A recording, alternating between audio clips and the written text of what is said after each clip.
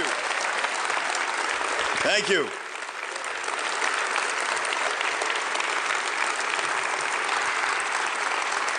Thank you, everyone. Please sit down. Thank you.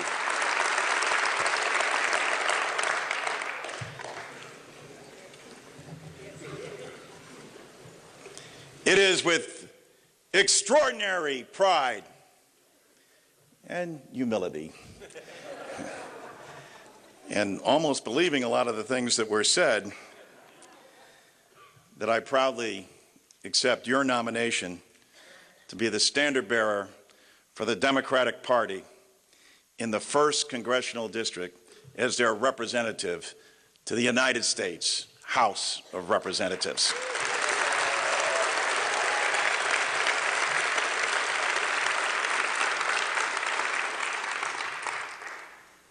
Rabbi Berman, Father Knock,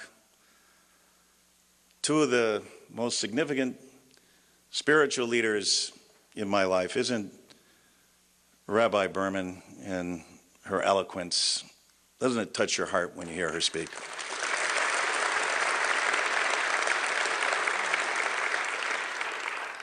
All the distinguished members that join me here on the dais and so many elected officials that are in the audience, thank you for your continuous work on behalf of your communities, this great state, and of course our country. Lorraine Gilmartin, our permanent secretary, has been doing this since 1982, Lorraine? Actually 80, she said, so incredible. And Helene Shea and Lillian Marlowe, I can't think of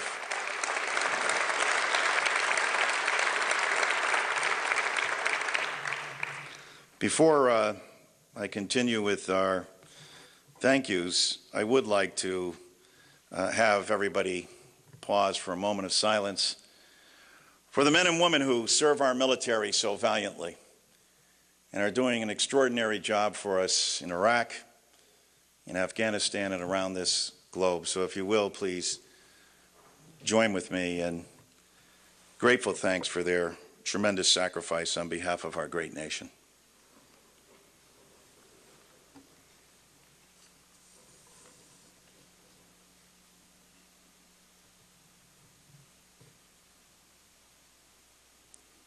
Thank you. Conventions, especially in the 1st District over the last several years, have been family affairs. The first one was a little more interesting, but they have been family affairs, and it's provided us with a time to come together and both reflect and remember. I feel fortunate, indeed honored, to have served this district for the last 10 years.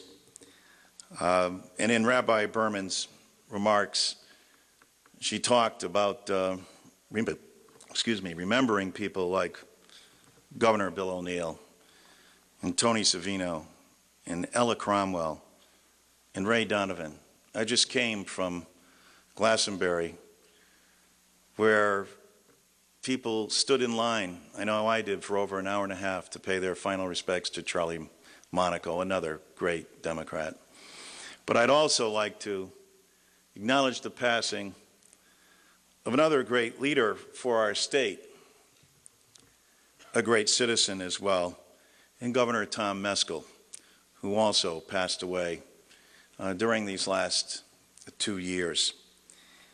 Each and every one of these individuals contributed in a significant manner, but how significant this evening to have Ted Cummings, who was the first recipient of what I believe will be a coveted award, the Bill O'Neill Award, that was given for his service to our party, to his great community of Manchester and the state of Connecticut. What a great honor to pay tribute to him again this evening.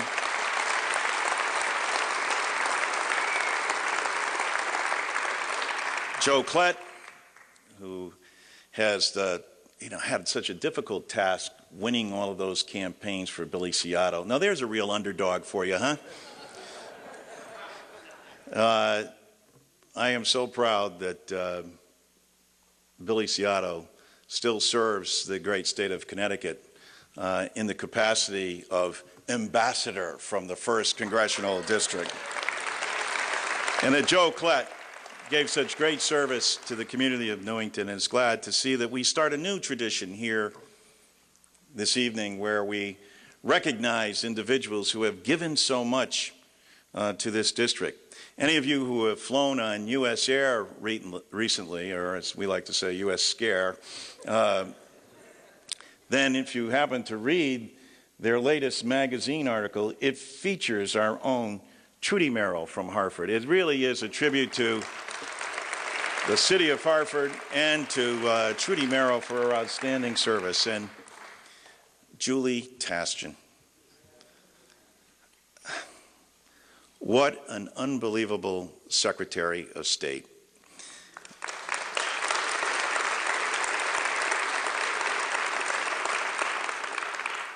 She, as Melody was saying in her remarks, such a warm and generous spirit. And she did it the old-fashioned way, by going person to person, door to door, and her warmth, her geniality touched everyone that she came in contact with. And she used that to transform an office and to also lead the Democratic Party. It was the last time, along with Governor O'Neill, that we occupied the office of the governorship in all the constitutional offices, something we hope to take back very soon. Julie, thank you so much.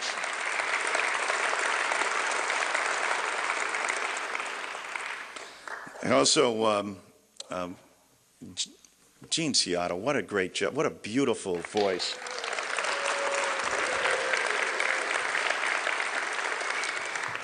Our campaign co-chairs, the mayor of West Hartford and the mayor of East Hartford, who you've heard from already. Both of them, Scott and Melody, what a terrific job that they're doing. I know that Mayor Perez had to leave, but I did want to acknowledge as well, when he says we talk frequently, we do. Most recently, last Friday and this morning, $7 million worth of conversation for Front Street in Hartford, a project well-deserved to keep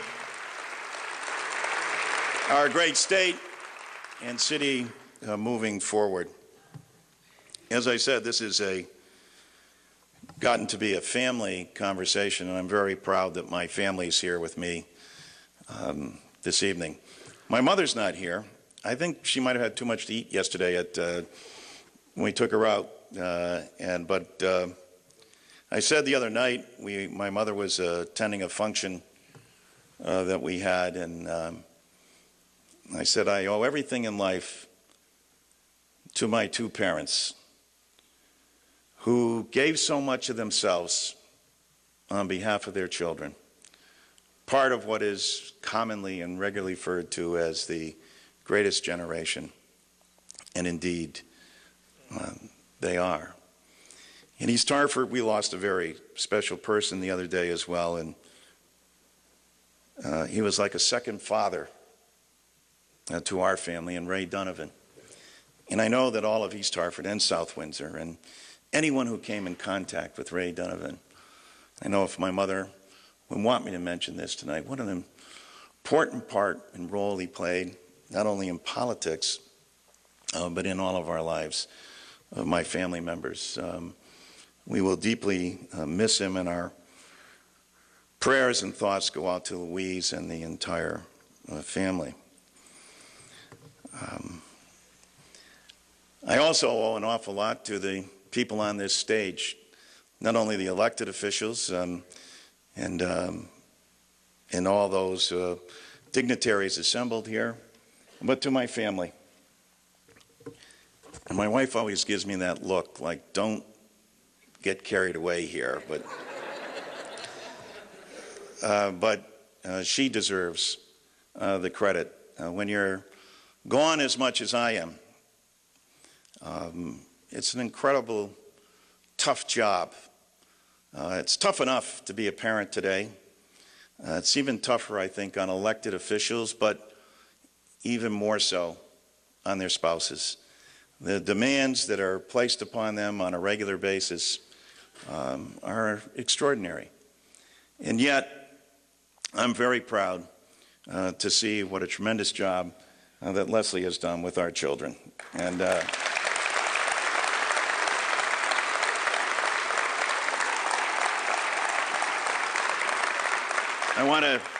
I'm sure most of you know them. They've grown a little since some of you have seen them, but I want to introduce them tonight. My oldest daughter, who just completed her freshman year at the University of Connecticut and is doing extraordinarily well, Carolyn.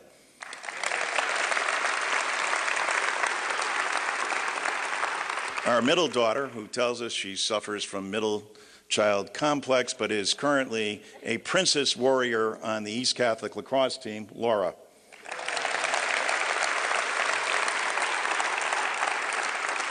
And Raymond, who hit his first grand slam, his first home run, and it was a grand slam the other day for St. Mary's.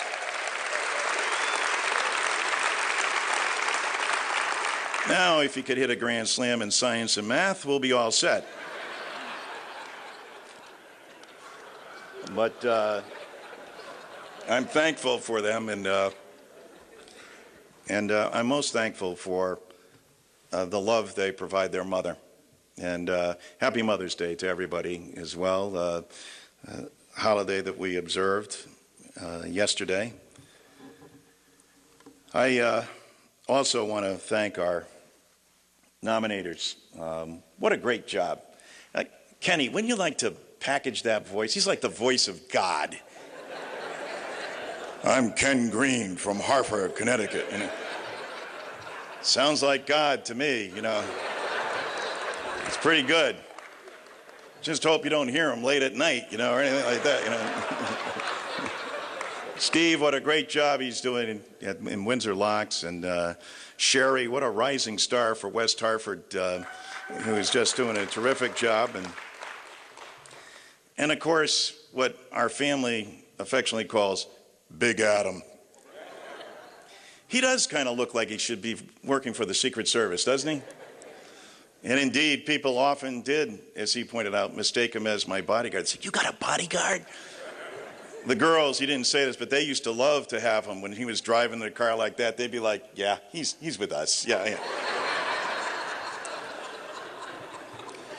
And he mentioned Coach Pellegrinelli and another Mayberry Village and East Hartford native who was just, as Adam said, a more decent, a more honorable, a more dedicated individual you couldn't find. And Adam, thank you, and all of you, for your kind remarks. I am so proud to be in the House of Representatives with a Speaker of the House called Nancy Pelosi, the first woman ever to hold that position. And what extraordinary work she does on our behalf, and against oftentimes daunting odds, especially with the situation in the United States Senate, where it requires 60 votes in order to get anything passed. And more often than not, the Republicans have been successful working with President Bush to block the legislation that we put forward on behalf of the American people. But that is going to change. America is thirsting for a new direction.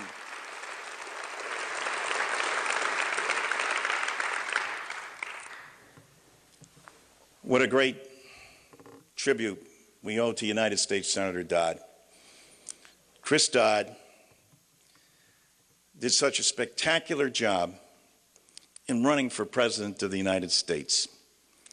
For those of you that were fortunate enough to travel out to Iowa or New Hampshire or South Carolina or Nevada, as I was, you got to see firsthand what a truly great American, United States Senator, and candidate for president, and great citizen of this country.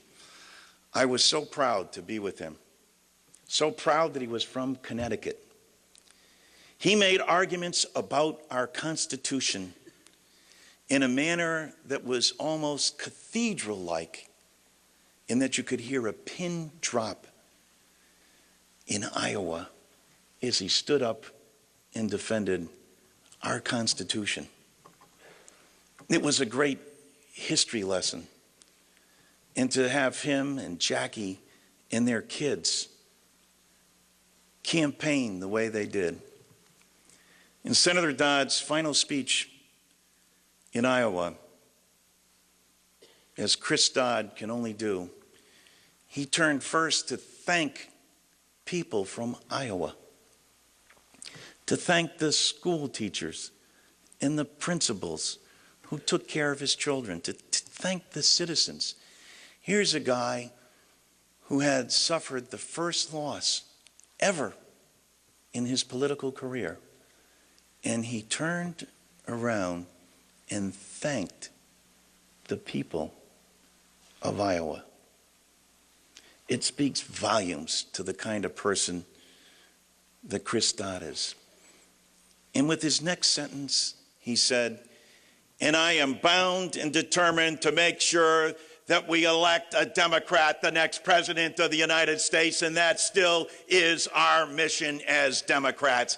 We have got to do everything that we can to come together as the great party that we are, to lead this great nation."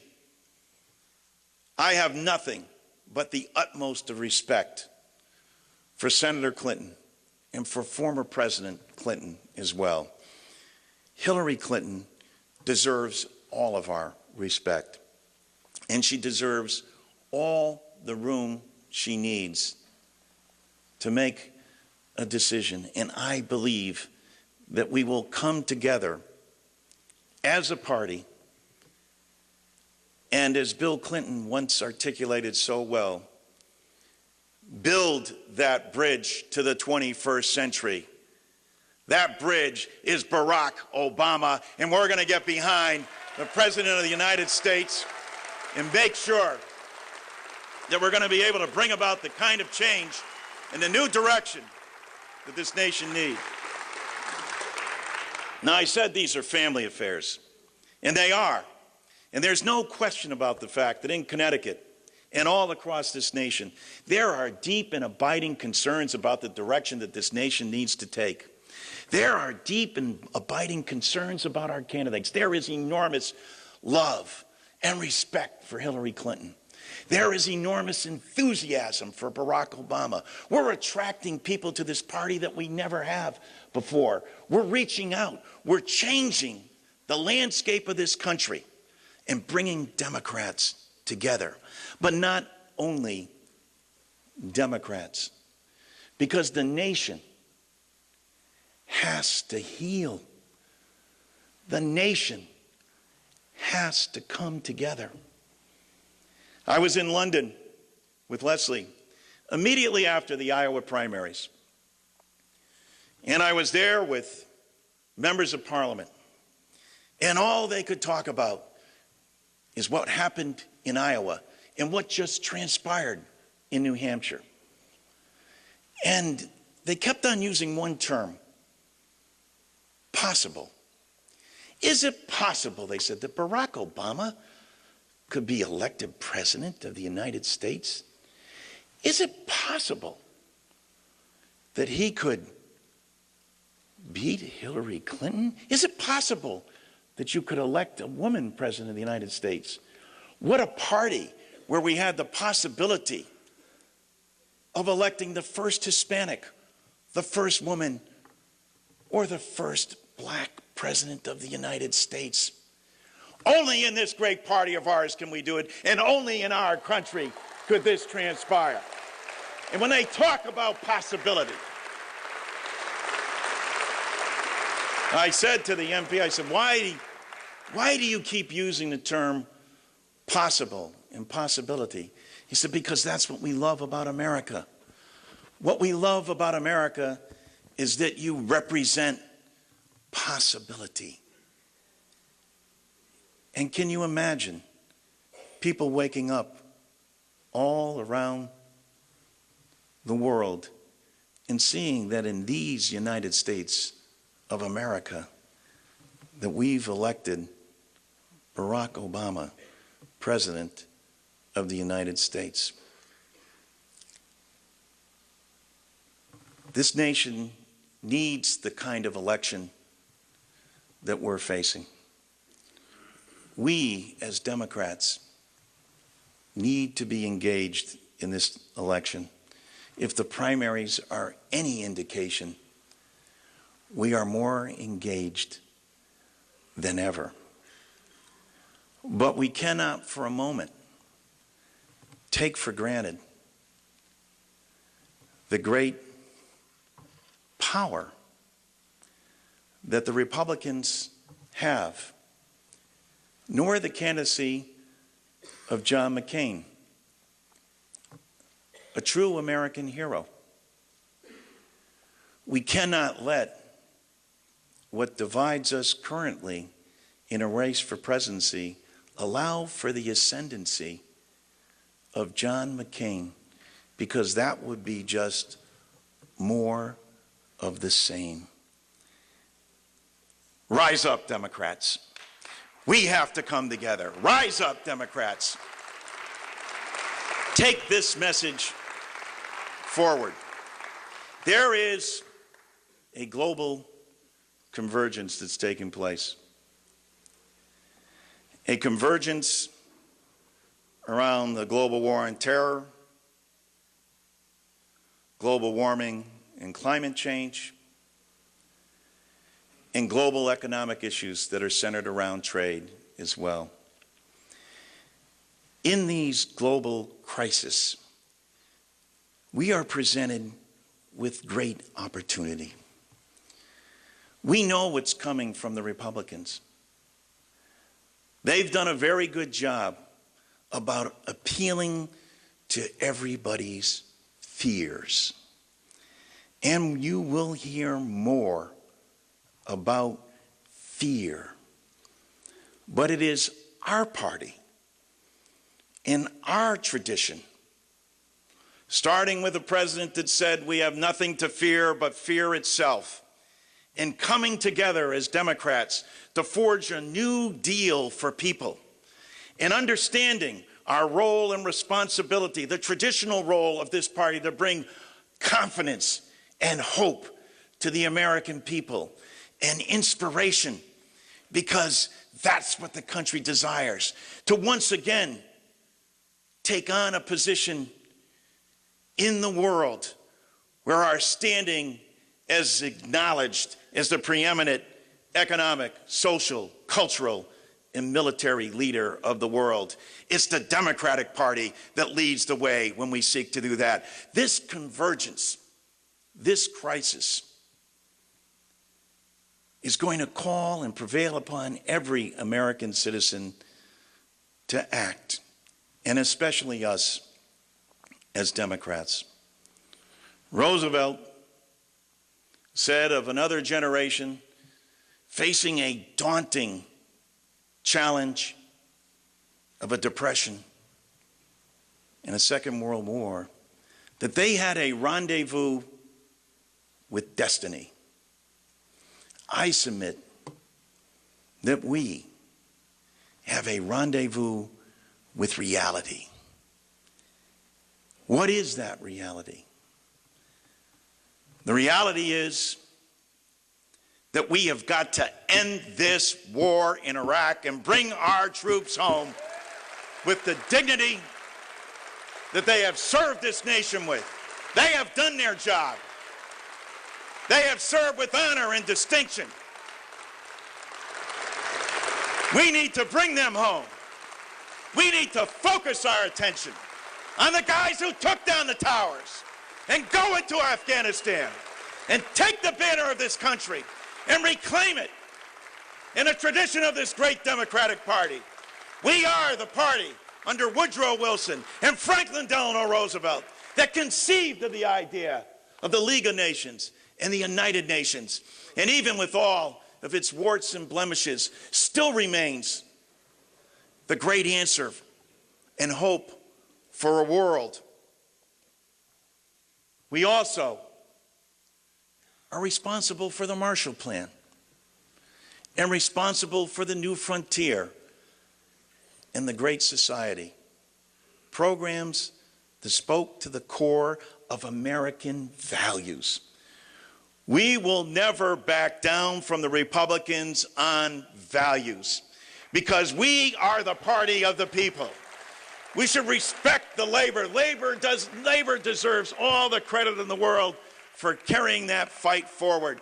John Kennedy used to say of the AFL-CIO, they are the people's forum, and they are our voice and the people's lobby.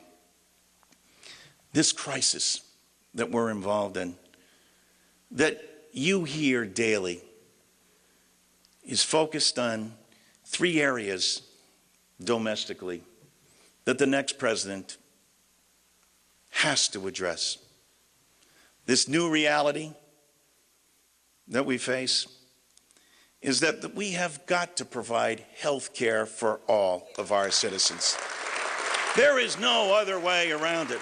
It is the logical follow-on to Social Security and Medicare. 45 million of our own citizens cannot go without availability to access hospitalization or health care.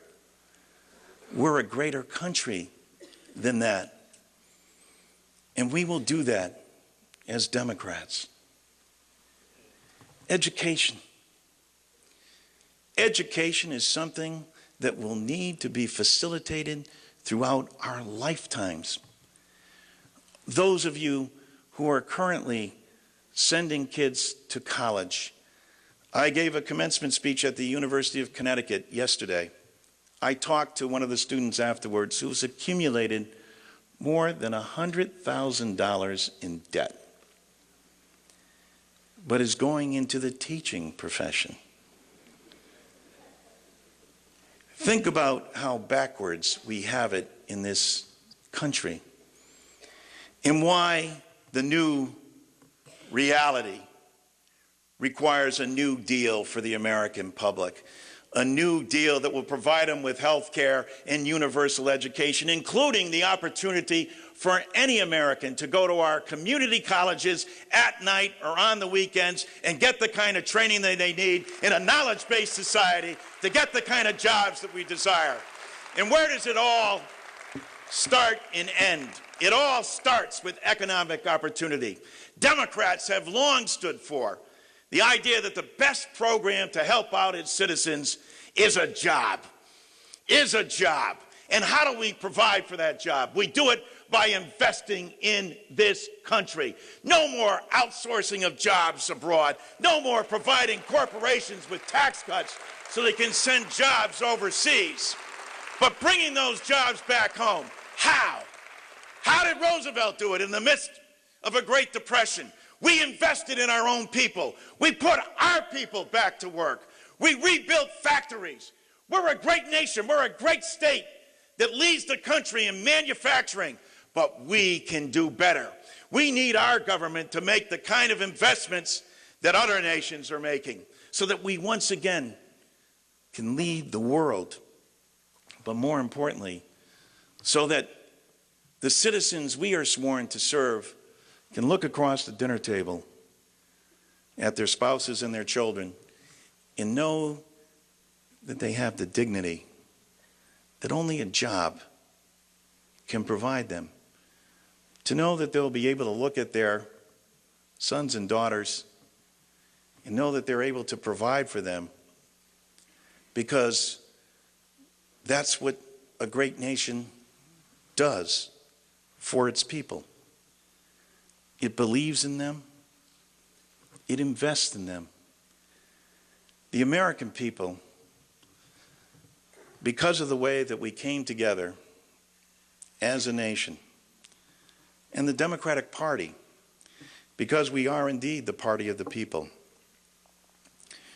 we have an obligation to move the country forward, to reinvest our resources in our people.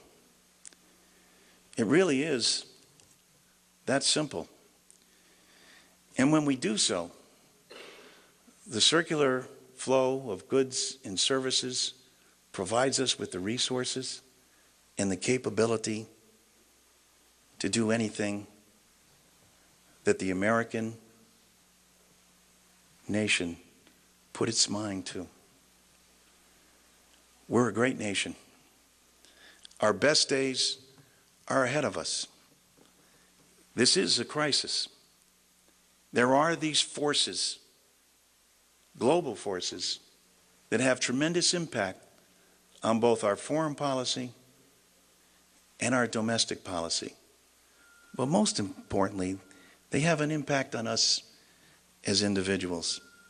And so I ask you tonight, not only to support me in my effort to represent this district again, but as Democrats with an obligation to go out and speak to your neighbors and your friends, and people in the workplace or at church, and talk to them not just about our party, but our nation, where we need to go, how in fact we need to heal and come together. But in doing so, how we will rise to greater heights yet. John Kennedy said, "So let us go forward to lead the land we love, asking God's blessing, but yet knowing here on earth God's work is our own." And that as we leave this convention, and as we go back to our towns and communities, you have a responsibility as well, as leaders in your respective communities and organizations, to carry that message forward. It's love of country. It's patriotism. It's the right thing to do. Rise up, Democrats. Rise up, take back this nation, get the presidency of the United States, both houses of Congress, and we can turn this nation around, regain our position around the globe, here at home. God bless you. God bless America. Thank you so much.